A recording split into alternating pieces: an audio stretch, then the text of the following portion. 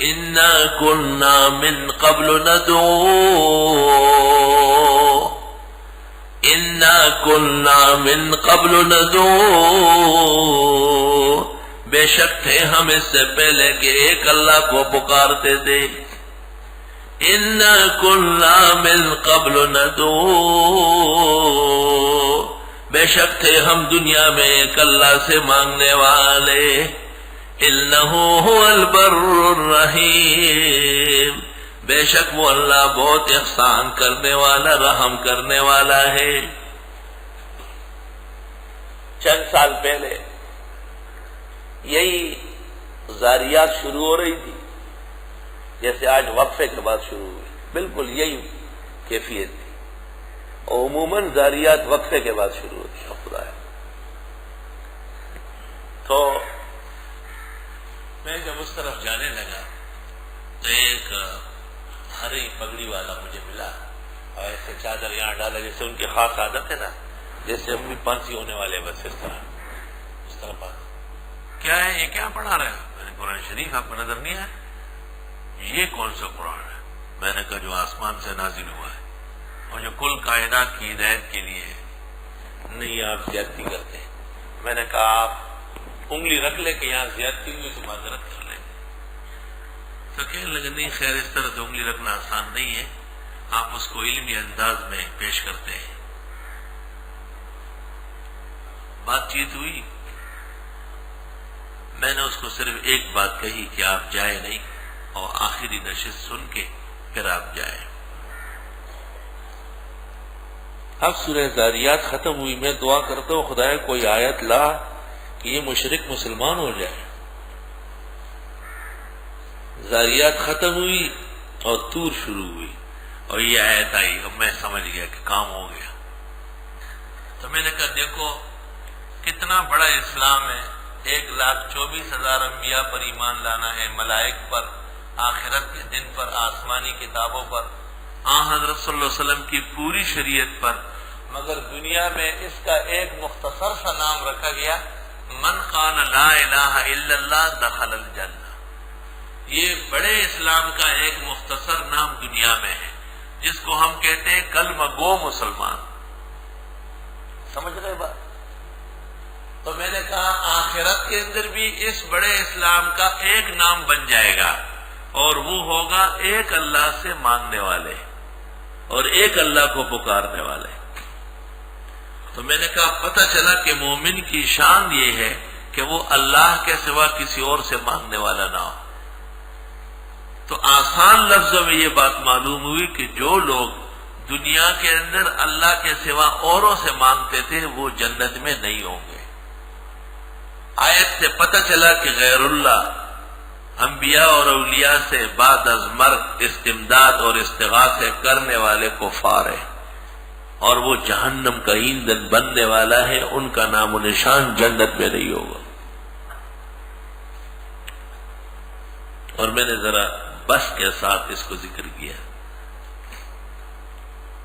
اللہ فرماتے ہیں کہ جنتی جنت میں اپنا ایک عمل و عقیدہ بتائیں گے کہ ہم اس سے پہلے دنیا میں صرف ایک اللہ کو پکارتے تھے. تو جو بریمام کو پکارے، شاکیب کو پکارے، سیوڑ والے کو پکارے، منگو پیر ہوگا عبداللہ شاہ غازی کو پکارے، اور جو پیرانی پیر کو پکارے، اور جو علی اجویری کو پکارے، نظام الدین اور معین الدین اور فرید الدین، وہ کس منہ سے کہے گئے انا کنا من قبل ندعو؟ جنت جھوٹے جائیں گے کیا؟ تو پتہ چلا کہ مبتدئین کا جنت سے کوئی تعلق نہیں. درس ختم ہوا. جب میں گیا مجھ سے ہاتھ ملایا، کہا ماشاءاللہ بات سمجھ میں آ گئی. عالم تھا بہت بڑا.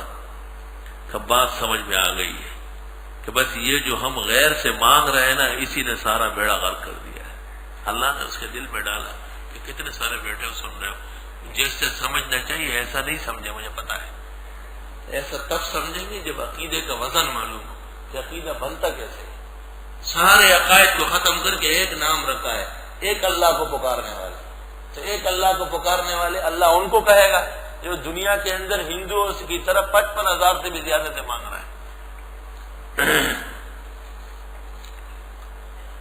اللہ فمن اللہ علینا، پس احسان کیا اللہ نے ہم پر، ووقانا عذاب السموم، اور بچایا ہم کو جلانے والے عذاب سے۔ انا کننا من قبل ندعو، بے شک تھے ہم اس سے پہلے اللہ سے مانگنے والے۔ انہ هو البر الرحیم، بے شک وہ احسان کرنے والا رحم والا ہے۔ فذکر، نصیحت فرمائیے، فما انت بنعمت ربک بکاہن ولا مجنون، بس آپ نہیں ہیں اللہ کے فضل سے کاہن اور نہ دیوانے۔ کاہن کس گو؟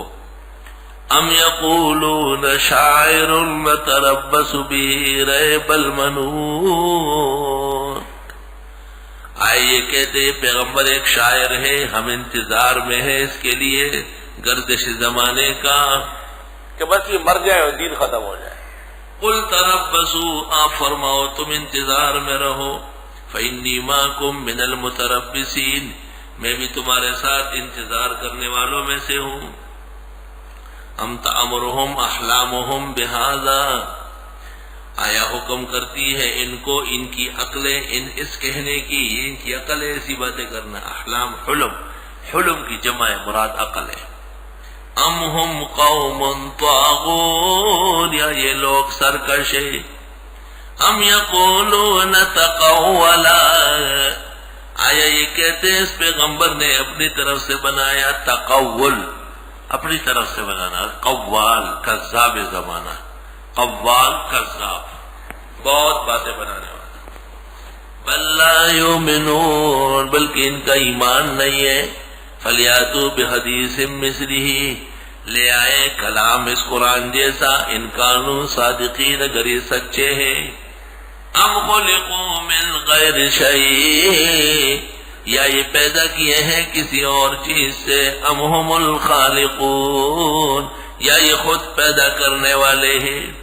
ام خلقوا السماوات والارض، یا یہ پیدا کر چکے ہیں آسمان و زمین کو۔ بل لا یوقنون، بلکہ ان کو یقین نہیں۔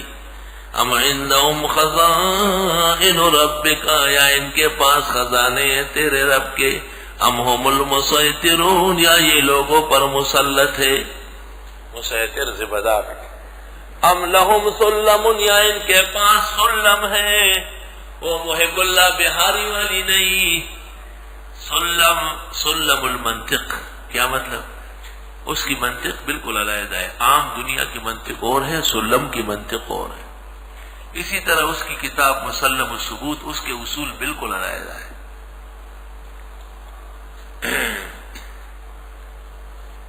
سلم تب سمجھ میں آئے گی جب قاضی اور حمداللہ دونوں بالاستیاب دے گے، آدھا ایک نے حل کیا آدھا دوسرے نے حل کیا۔ اور مسلم الثبوت کی بہترین شرح فواتح الرحمود، جس کا حوالہ مولانا انور شاہ نے عدالت میں دیا، وہ فواتح ہے، فواتح الرحمود۔ سلم کے معنی زینہ، سیڑھی، پونکائی،